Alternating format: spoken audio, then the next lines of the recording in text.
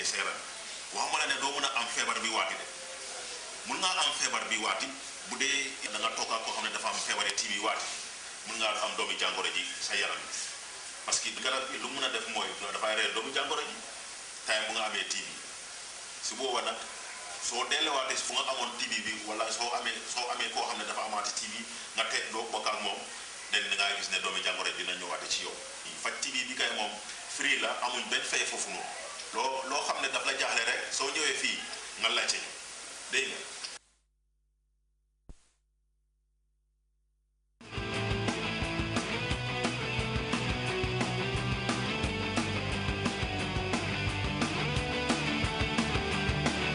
Welcome to Alan's Yes or No Games. First of its kind in done. We've got 23 seat boxes. Where you play will be up to $50,000.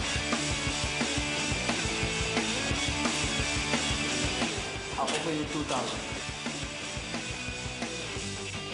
Mr. Sonic, the banker just offered you 2,000. Is it a yes or a no? Definitely a no. Okay, let's play on. Yes, you heard it. $50,000 is locked in one of these boxes. You can call it luck or smart. Choose the right box and the content is yours to take home. Or you take a deal from the bank. With Ali's Yes or No game show, everybody wins. Ali's Yes or No game show. Coming soon on GRTS. Farmers is one of the most important natural resources we have that is indispensable for our socio-economic development. Unfortunately, we are not maximizing the utilization of the river for our socio-economic development. The River Gambia is a gold mine.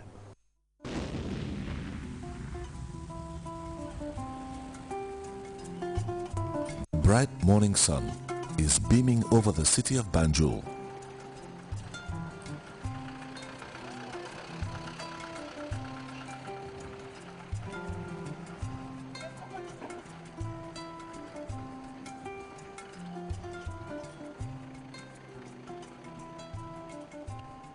As travelers set on their perennial journey across the River Gambia to the coastal town of Barra. It is a 30-minute journey that many embark on every day, but beyond the two coastal settlements, domestic trade and business are vibrant thanks to the River Gambia, which has been an important source of transportation for people, goods and services. On a daily basis, ferries and locally made canoes ply the various river routes, carrying people on different missions, but the majority are traders transporting merchandise to inland or coastal settlements with sizable populations. The river extends some 700 miles through the entire length of a country bearing the same name. It has its source from the Fouta Djallon Highlands, flowing through Senegal before intersecting with the Atlantic Ocean at Banjul. The River Gambia provides access to some settlements in Senegal and Guinea, with nearly 70% of its surrounding land lying less than 100 meters above sea level. You can also realize that the river is very important because you would have to cross the River Gambia from either the southern bank or the northern bank if you want to travel from one bank of the Gambia to the other. And we are envisaging to have a bridge across Yilitenda, Bambatenda that would enable free flow of goods and services from the north and the southern bank and from the Gambia to our neighboring country. River Gambia is flowing, that nature is flowing, River Gambia is a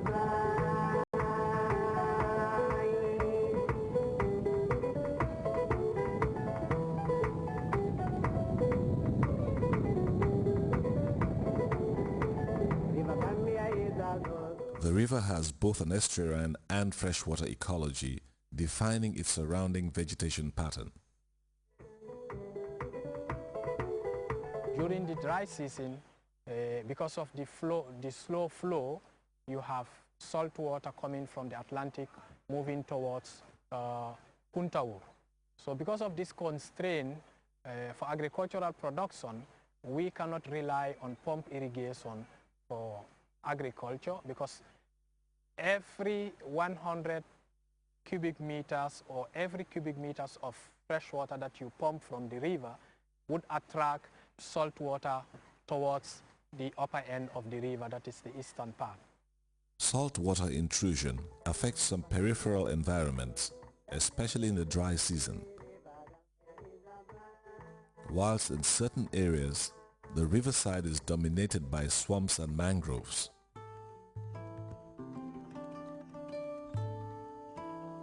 Where the water is fresh, the banks are lined with gallery forests.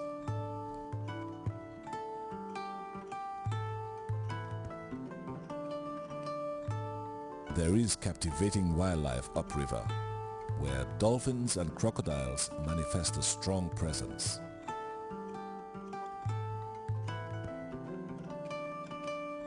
But they have a more domineering neighbor, the hippo, whose massive size and attributes remain a mystery to many locals.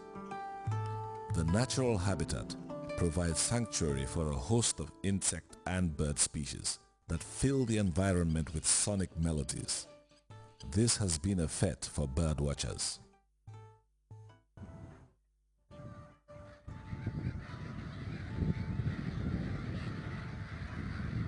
As you know, we have over 560 species of birds, and you can access those birds through the river.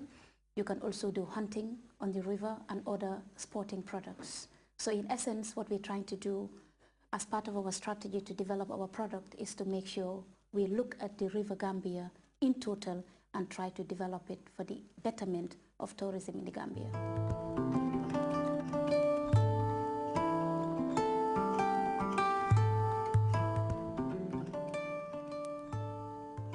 The River Gambia is joined by numerous creeks called bolons.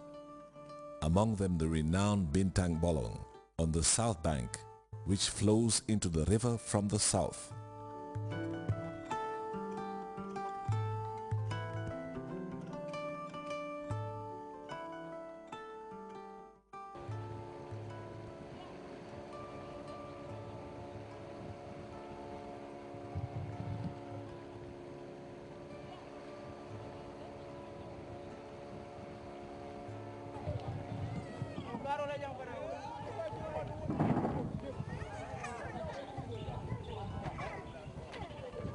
On the north bank is the legendary Mini Minyang Bolong,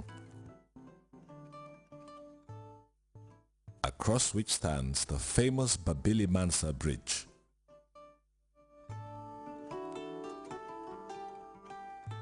An epic reference to the heroic courage of the Gambian president who built the bridge. The River Gambia is one of Africa's finest waterways that is navigable far inland, even by large vessels.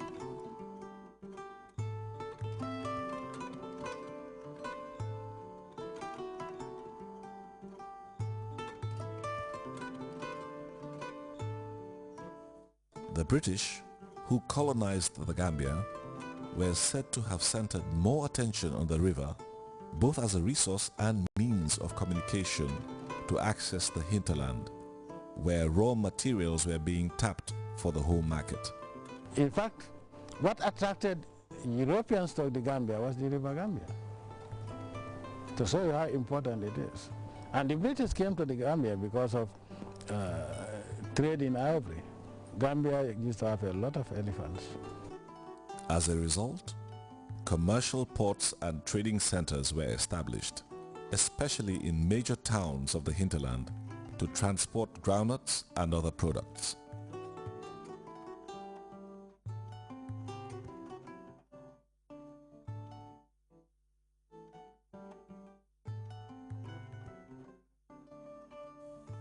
But from the shores of Janjanbureh, the distant horizons of the River Gambia explain an older story, and a more painful one.